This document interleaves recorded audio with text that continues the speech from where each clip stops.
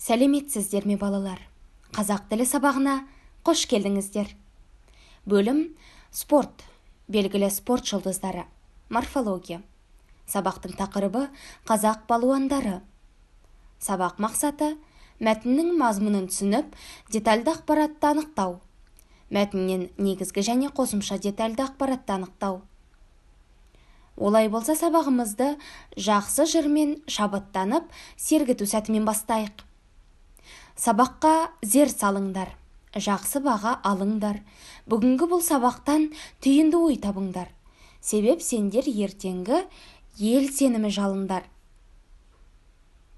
Балалар, төмендегі суреттер арқылы кім жайлы мәтін оқитынымызды болжап көрейікші.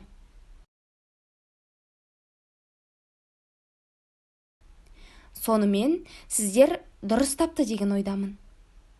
Олай болса қазақ даласының батыры тақырыбында мәтінге зер салайық. Әр халықтың маңдайына біткен жарық жұлдыздай жайсаң ерлер бар.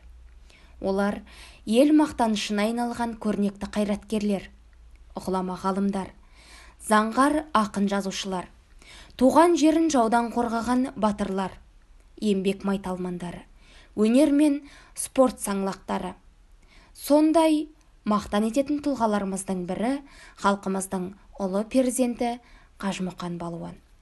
Қажымұқан дүниежүзілік спорт аренасына шығып, шет елдердегі жарыстарда атақ-даңққа ие болған тұңғыш қазақ. Ол Парижде, Лондонда, Варшавада, Берлинде, Будапештте, әлемнің басқа да көптеген қалаларында күресті. Америкада болды. Таяу және орта шығыс елдерін аралады.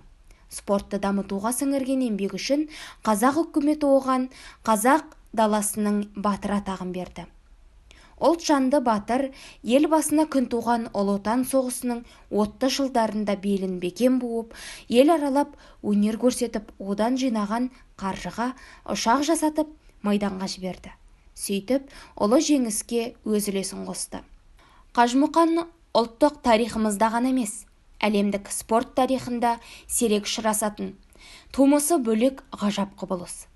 Ол туралы жазушы Қалмақан Әбдіқадыров Қажымұқан атты хикаят жазды.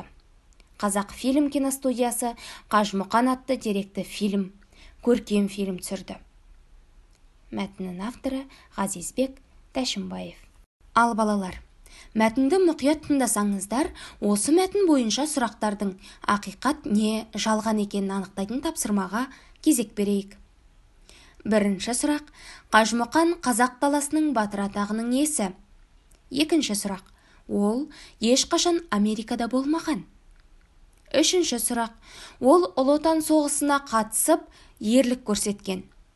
Төртінші сұрақ: Қажымұқан ел аралап, өнер көрсеткен. Және бесінші сұрақ: ол жайлы қазақ фильм киностудиясы тек деректі фильм түсірген.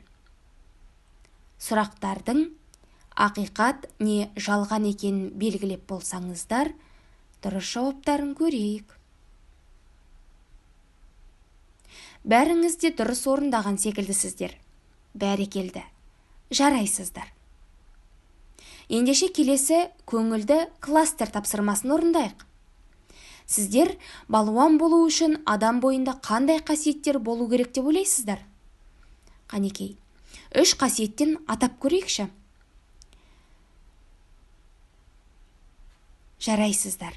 Бәріңіз де тамаша қасиеттерді жазған боларсыздар. Балалар, осы мәтіндегі бірнеше етістіктерден өзгелік етіс жасап, келесі тапсырманы орындайық. Ол үшін алдымен өзгелік етістің анықтамасын назар аударып тыңдайық.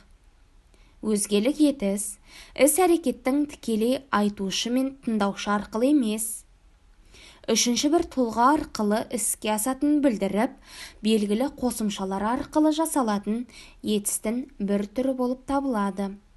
Оның жұрнақтары ғыз, гіз, қыз, кіз. Мысалы, айтқыз, күткіз, жазғыз, кигіз. Және дыр, дір, тыр, тір. Айттыр, тіктір, жаздыр, сендір. Және т жұрнағы. дауыстыдан кейін келеді. Мысалы, сөйлет, жасат, оқыт. Кей жағдайда бір түбірге өзгелік етістің бірнеше жұрнақтары бірінен кейін бірі жалғана береді. Мысалы, сатқыздырт, сөйлеткіз, алдыртқыз. Іс-әрекетті өзі емес, үшінші адам арқылы іске асырады.